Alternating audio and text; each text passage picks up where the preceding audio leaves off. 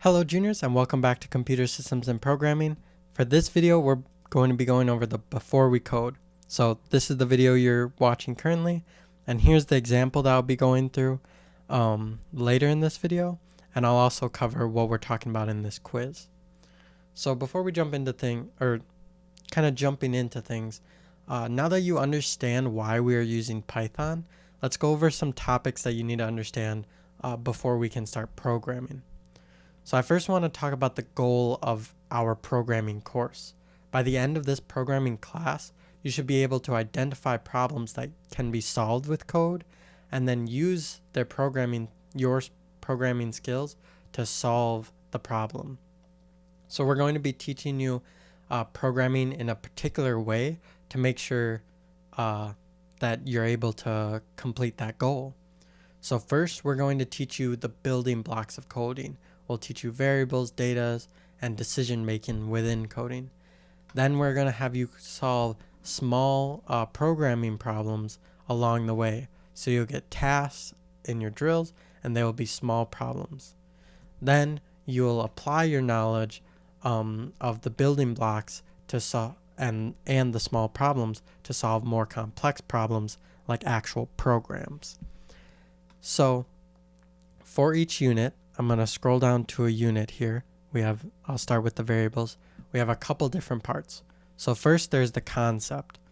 In this section, we'll explain the unit topic using an analogy outside of code. This is so that we can kind of build an understanding of the topic before we dive into it. Then we'll go practice. In this section, you'll learn how we actually use the unit topic in Python. So you'll learn how do variables work in Python, and you'll learn the syntax, and you'll have an assignment which will be an outline, and you'll get this outline.py that you'll fill out along with the video, and that will kind of work as notes on the units that we have. Then you'll have drills, so you'll learn how to do the syntax of it, and then you'll jump into drills. In this section, you'll be practicing using the topic. So you will be completing drills so that you're very skilled at creating the topic, so creating variables. This is similar to like math drills that used to happen in like elementary school, if you remember those. There's just a lot of them, and you just have to do them.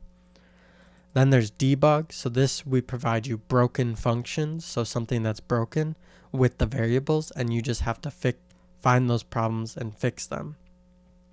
Then at the end, we have a supplemental section.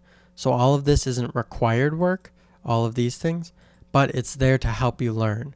Some people said that if they had more drills, they would be able to learn better. So we have these things called exercises that are just more drills. Just we provide you with the answers for them.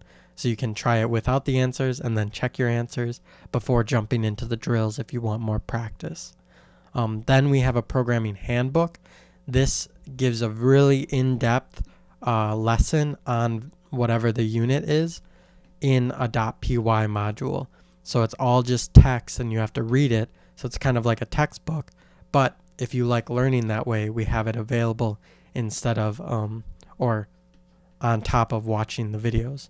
And then we have links to websites, specifically W3 Schools and Tutorial Points, which kind of gives a little bit of outside perspective on how to learn coding. Because we teach coding in a certain way, W3 Schools teaches it in a different way, and Tutorials Point teaches it in another way. So between the video, the handbook, W3 Schools, and Tutorials Point, for each unit, you have 4 different ways of learning and tons of practice material. So we do this so that you have quite literally no excuse for not understanding it. You have all of these resources, as well as you can always reach out to us if you have questions. But we follow this process and we explain it to you just so that you know what you're expecting and you can kind of understand the process a little bit more. So that was just kind of explaining our process for the units. Now let's jump into top-down processing. So I have this image here. Now that we know our goal of programming, let's get a little bit more technical with how programming works. So Python has top-down processing. This means that when we run a program, it starts at line 1 and then goes down line by line until it's done.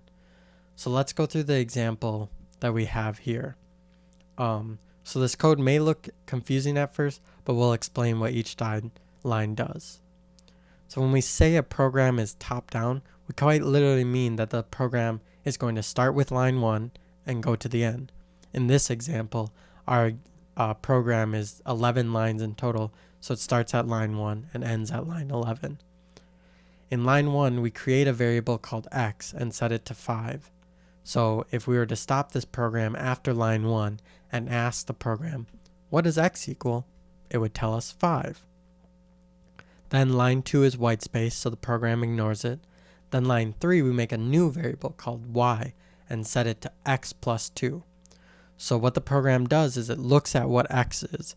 It looks at x and finds that it's equal to 5.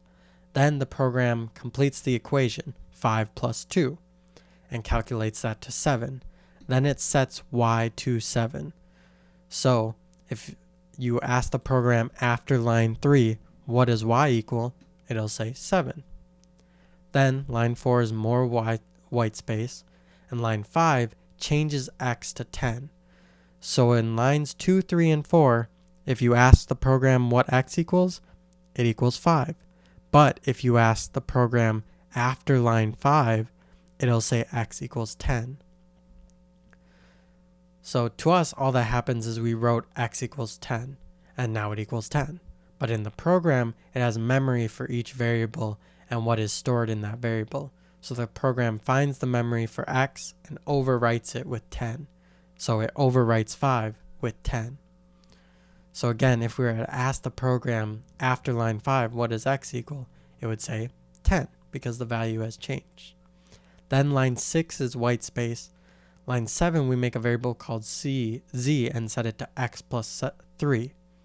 The program looks at x, finds that it's 10, then completes the equation, 10 plus 3, and calculates 13, and then it sets z to 13. Then line 8 is white space, and line 9, 10, and 11 print out the variables to the console. So the console is just what the user sees when you're running. It's similar to the command prompt if you've ever worked with that. So it prints out x, y, and z, so it'd print 10, 7, and 13. Because remember, x was changed to 10, and y was made here, and it was made 7, and then z was 13. So it prints out 10, 7, 13. So that's how top-down processing works. It starts up here, and it goes down to the bottom, and it does each line in sequence. As you go down the lines, though, things can and will change. So what x equaled at the beginning is totally different than what x got printed out as, because we can manipulate the data. And that's the whole point of getting data in programs, is so that we can manipulate it into a way that's helpful. So that's all about top-down programming. If you haven't any questions, feel free to reach out to me. Next, what I want to talk about is the programming process. So for this class, when we're making programs, we're going to follow this programming process, which is objective, pseudocode, and code. We'll practice this process a lot, but for now, you just need to kind of understand the general gist. So the objective has two parts. First, we must create a one-sentence summary of what our program does. So my program does X. Then second, we need to make a to-do list of all the things we need to do to make the project work. So first, I need to make a variable that stores blank, and second, I need to do blank. This list doesn't have to be in order, like it can be random, like just thinking of things that you have to make, but the list needs to have all the parts we need for the program to function properly. So if you need to make functions, you need to make characters, you need to make variables, that all needs to be outlined in your objective. Then the next part of our process is pseudocode. So after we create the objective, we can use it to outline some pseudocode. Pseudocode is formatting the tasks from our objective to-do list into the structure of Python. So for Python, functions always go at the top. So no matter where it is in your to-do list, whether it's item 10 or item 1, functions have to go at the top of the program. So the whole point of pseudocode is kind of functioning it and making it this middle ground between code and our objective. So we'll kind of use the language of Python, but we'll also kind of use English a lot in it. Additionally, we have to break down the tasks into their smaller parts. So normally you wouldn't create a variable in the to-do list because that's a very small step. In our beginning projects, you'll have to do that. But in later projects, that's so small. But you will have to write that down in your pseudocode. So you'll have to be very detailed. And the more detailed your pseudocode is, the easier it will be to code. And then finally, once you have your pseudocode, you do your actual code. So, and this is just the final step of just doing all the tasks in your pseudocode, just completing everything, and just go down the pseudocode and complete each task.